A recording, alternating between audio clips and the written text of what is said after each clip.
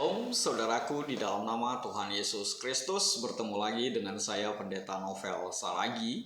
Firman Tuhan yang menyapa kita pada saat ini tertulis dalam Yesaya pasal yang ke-65, ayat yang pertama sampai ayatnya yang ke-9. Namun ada baiknya kita bersatu dulu di dalam doa. Kita berdoa. Terima kasih Tuhan Yesus buat waktu yang indah yang Kau berikan bagi kami. Terima kasih Tuhan buat kerinduan ini. Dengar-dengaran akan firman, maka berfirmanlah Engkau Tuhan, sebab kami siap untuk menerimanya. Amin. Shalom, saudara-saudara di dalam kasih Tuhan Yesus Kristus, sahabat terbaik di dalam kasih Tuhan Yesus Kristus.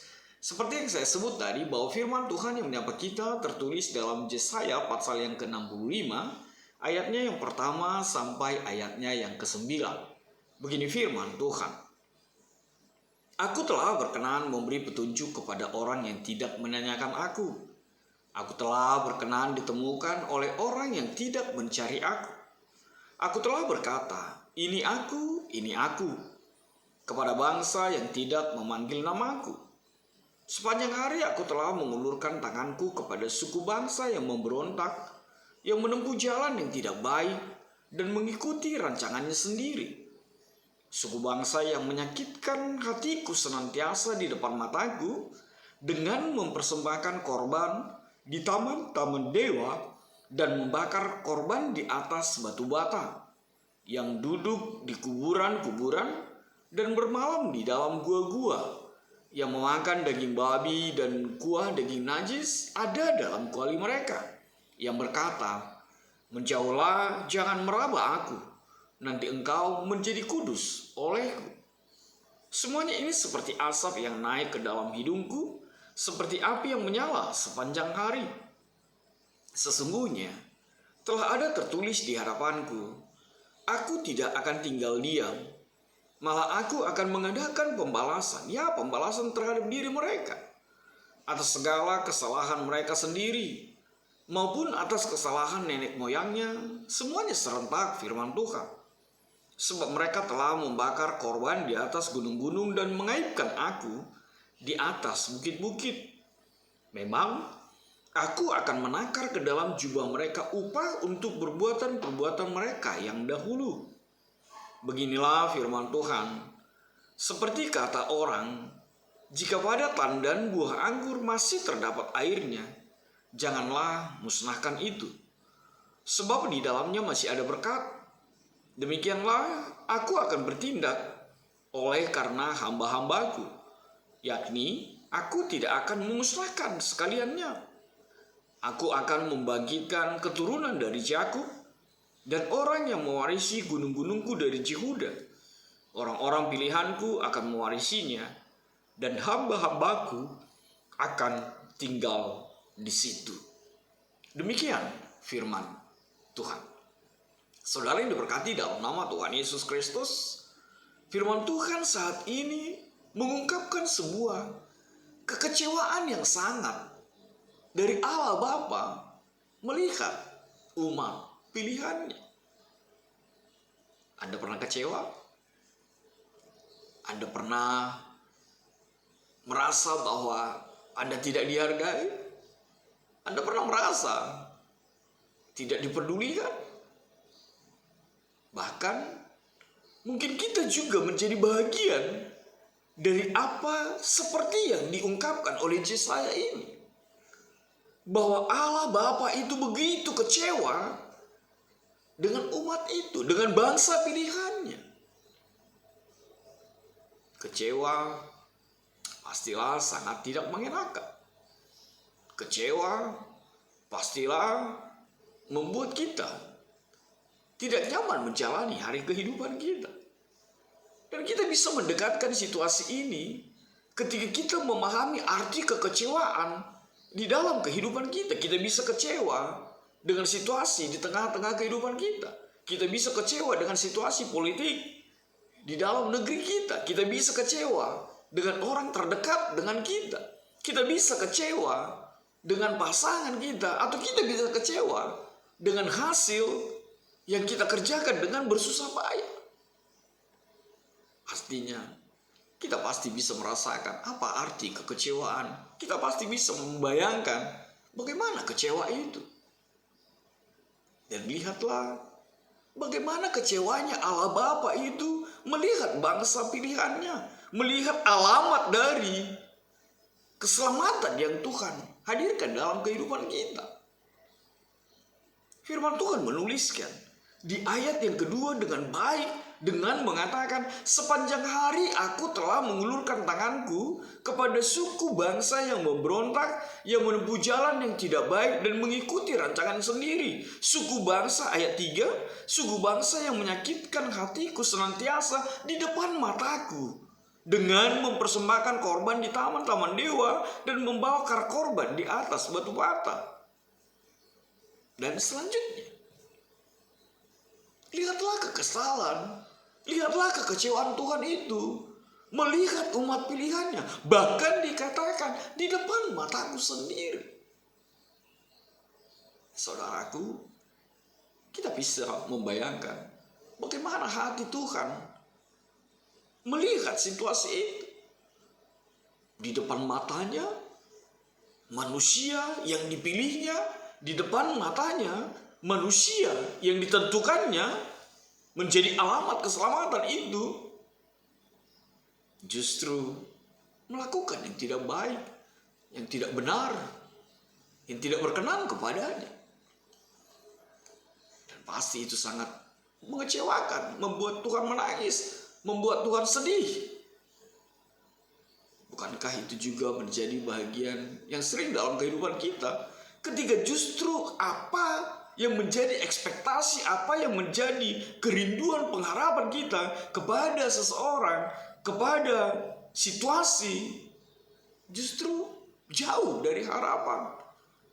Bahkan lebih parah dikatakan, di depan mataku sendiri. Artinya apa? Sepertinya kesalahan dosa-dosa itu, sepertinya perbuatan membangkang, sepertinya perbuatan menentang Tuhan itu dipamerkan, disajikan begitu dramatis di dalam kehidupan orang yang mengatakan bahwa mereka lah alamat dari keselamatan itu. Tentu saja Tuhan marah. Tentu saja Tuhan tidak suka. Makanya Tuhan mengatakan bahwa Dia akan membumi hanguskan, bahwa Tuhan akan menghabiskan, bahwa Tuhan akan menghukum. Lihat apa yang dikatakan oleh ayat 6 itu. Sesungguhnya telah ada tertulis di hadapanku, aku tidak akan tinggal diam, malah aku akan mengadakan pembalasan. Ya, pembalasan terhadap diri mereka atas segala kesalahan mereka sendiri maupun atas kesalahan nenek moyangnya. Semuanya serentak firman Tuhan. Tuhan tentu saja marah. Tuhan tentu saja kesal. Tuhan tentu saja kecewa melihat perilaku, melihat perbuatan bangsa itu. Sepertinya mau menantang Tuhan, sepertinya mau mengolok-olok Tuhan di dalam kehidupan mereka. Masakan ia di depan mata Tuhan sendiri? Masakan ia sepertinya terang-terangan melawan dan menghujat Tuhan dalam kehidupan mereka? Saudaraku, ingatlah, Tuhan tahu apa yang kita kerjakan, apa yang kita lakukan dalam kehidupan kita. Tidak ada yang tersembunyi di hadapan Tuhan. Dan Tuhan mengatakan Dia akan membalaskannya, dan Tuhan tidak akan tinggal diam. Orang berdosa, orang yang sombong, orang yang membangkang, bahkan orang yang menciptakan berhala-berhala untuk disembah, pasti akan dihukum Tuhan. Tapi ada hal yang sebenarnya menjadi kesalahan terbesar dari bangsa Israel ketika itu. Apa itu? Ada sebuah kesombongan iman. Ini hal yang kedua. Ada kesombongan iman, ada keangkuhan yang sangat di dalam kehidupan mereka. Mereka bangga, mereka bongkar, mereka merasa bahwa apapun yang mereka lakukan, sebab mereka adalah alamat dari hukum Taurat itu, Seakan-akan mereka akan berpikir bahwa mereka adalah pribadi yang untouchable, tak tersentuh oleh hukuman dari Allah.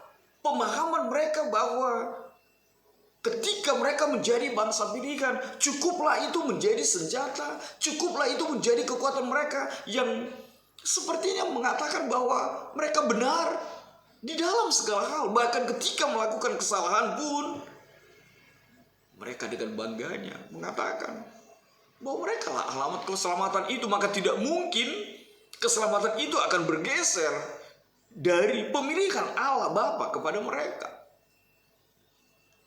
Itulah kesombongan yang sangat dari bangsa Israel ketika itu. Lihatlah ini di kitab terakhir, di pasal terakhir, Yesaya. Di Trito Yesaya ini. Lihatlah situasi kehidupan mereka. Kesombongan dan keangkuhan itu menjadi sesuatu yang menjijikkan bagi Tuhan di dalam kehidupan mereka. Mereka sombong, mereka angkuh. Bukankah alamat hukum Taurat itu? Bukankah alamat kita itu? Bukankah alamat keselamatan itu? Bukankah Abraham itu adalah bangsa mereka, adalah bapa mereka? Itu menjadi kesombongan, itu menjadi keangkuhan di dalam kehidupan mereka. Padahal Tuhan menyatakan di dalam berikut pada kita saat ini. Apa itu? Kita kembali ke ayat 1. Aku telah berkenan memberi petunjuk kepada orang yang tidak menanyakan aku. Sekali lagi, yang tidak menanyakan aku. Aku telah berkenan ditemukan oleh orang yang tidak mencari aku.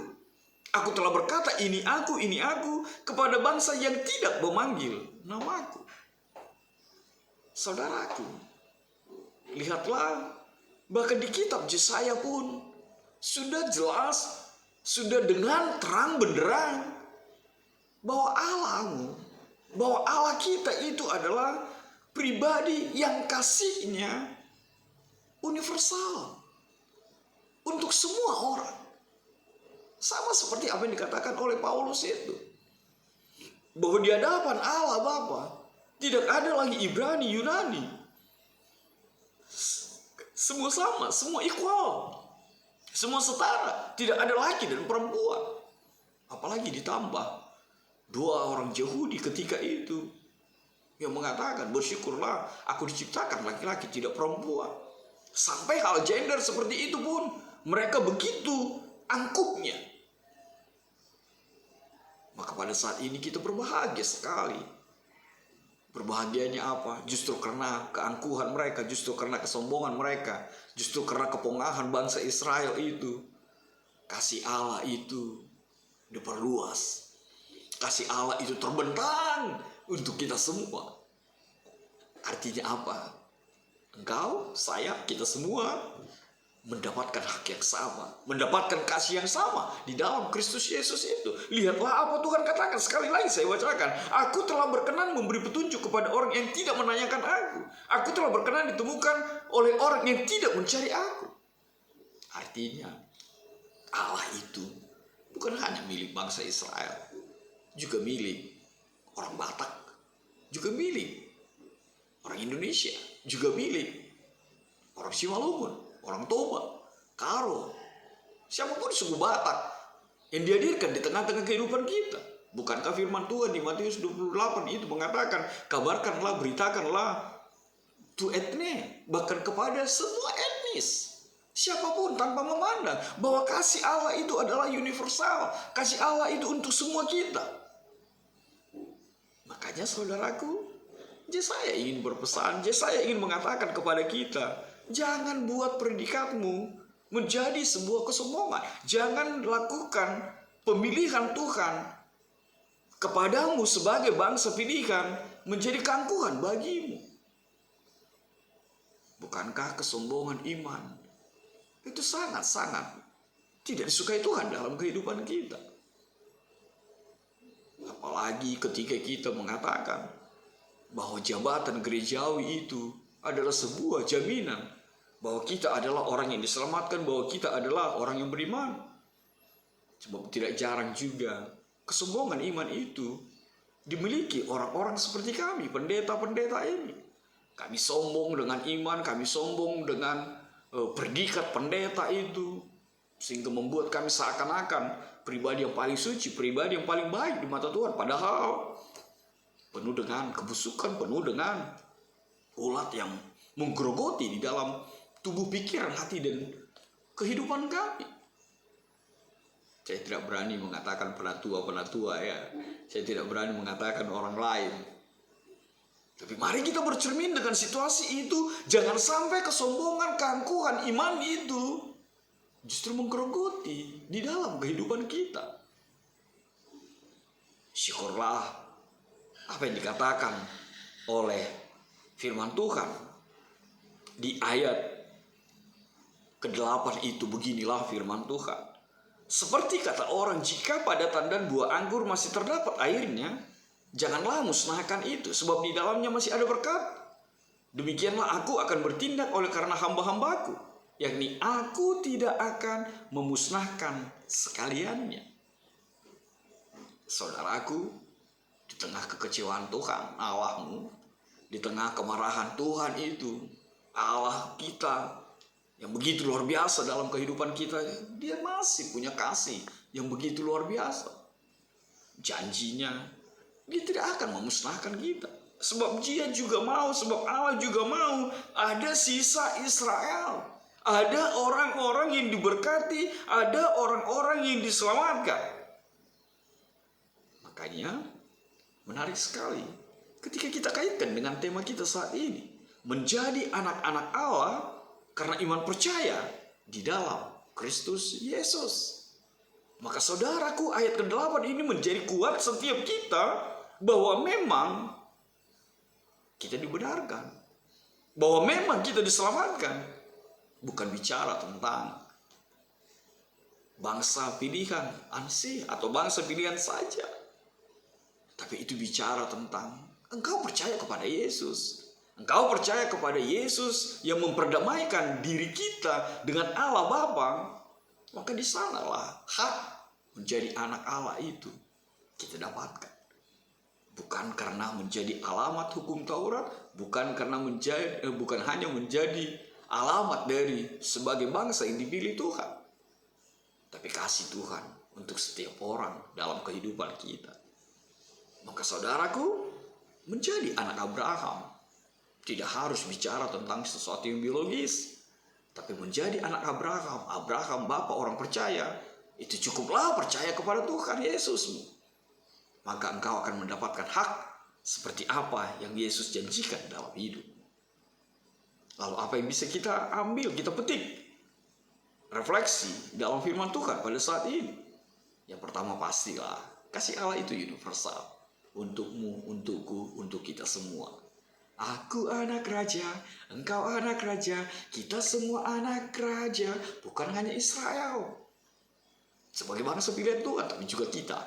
Maka bersukacitalah, sebab kasih Tuhan itu juga untuk kita. Yang kedua, saudaraku, jangan sombong. Buanglah kesombongan itu, apalagi kesombongan iman. Tuhan tidak suka orang sombong, Tuhan tidak suka orang angkuh. Apalagi sombong dengan imanmu. Tuhan mau selalu kita kelihatan di dalam tindakan iman dalam kehidupan kita. Buang kesombongan iman itu. Yang ketiga, hiduplah di dalam Tuhan. Jangan sampai Tuhan kecewa lagi. Untuk apapun yang kita lakukan, untuk tindakan apapun yang kita kerjakan dalam kehidupan kita. Lalu yang terakhir, percayalah kepada Yesus. Sebab di dalamnya dan olehnya lah kita mendapatkan predikat anak Allah. Engkau anak Allah, kita sama. Sampai bertemu di surga yang Tuhan nyatakan dalam kehidupan kita. Amin. God bless you. Kita bersatu dalam doa. Terima kasih Tuhan Yesus buat firman-Mu. Biarlah firman-Mu menjadi kuat setiap kami. Dan kami menjadi bersuka cita oleh kasih-Mu yang Engkau hamparkan untuk setiap kami. Kami percaya Tuhan, ketika kasih-Mu nyata dalam hidup kami, maka kami pun menjadi anak-anak-Mu dan berhak akan sorga yang Tuhan janjikan dalam kehidupan kami. Dalam kasih-Mu Tuhan Yesus, menyahkanlah virus-virus ini. Amin.